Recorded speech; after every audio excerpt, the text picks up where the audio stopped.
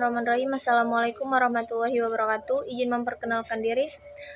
Nama Wulandari, NPM 19510200235, Prodi Perbankan Syariah kelas F.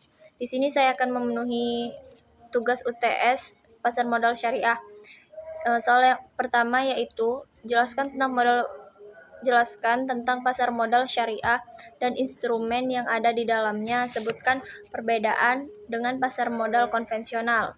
Nah, di sini pasar modal syariah adalah pasar modal yang menerapkan prinsip-prinsip syariah. Prinsip-prinsip tersebut antara lain: 1. Larangan terhadap setiap transaksi yang mengandung unsur ketidakjelasan. Yang kedua, instrumen atau efek yang diperjualbelikan harus memenuhi kriteria halal. Yang ketiga, instrumen pasar modal syariah.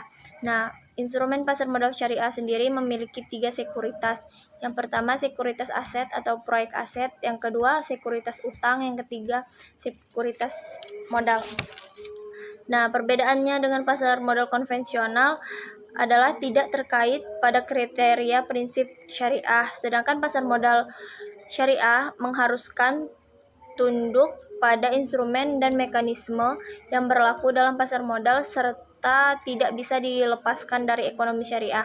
Nah, yang kedua itu soalnya tentang sebutkan resiko yang dapat terjadi di pasar modal syariah dan bagaimana cara menanggulanginya. Resiko yang pertama yaitu ada resiko likuiditas, yang kedua ada resiko daya beli, yang ketiga ada resiko tingkat bunga, yang keempat itu ada resiko bisnis, yang kelima itu ada resiko pasar. Nah, cara menanggulangi resiko tersebut, yang pertama yaitu berhati-hati dalam memilih perusahaan, yang kedua kenali dan analisa sektor perusahaan, yang ketiga ada optimalkan diversifikasi saham, yang keempat ada investasi jangka panjang dan beli bertahap. Soal yang ketiga yaitu bagaimana syarat menjadi seorang investor saham syariah. Syarat yang pertama yaitu pilihlah perusahaan efek yang punya syariah online trading system.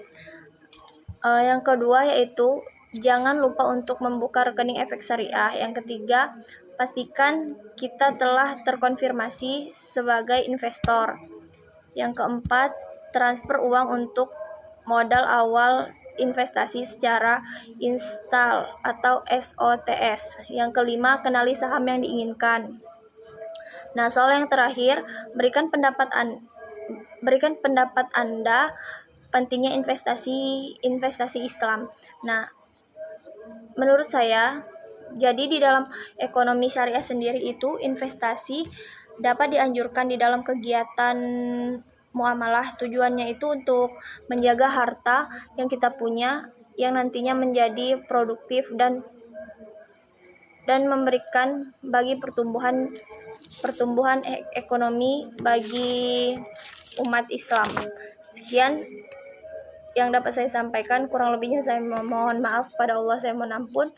Saya akhiri, wassalamualaikum warahmatullahi wabarakatuh.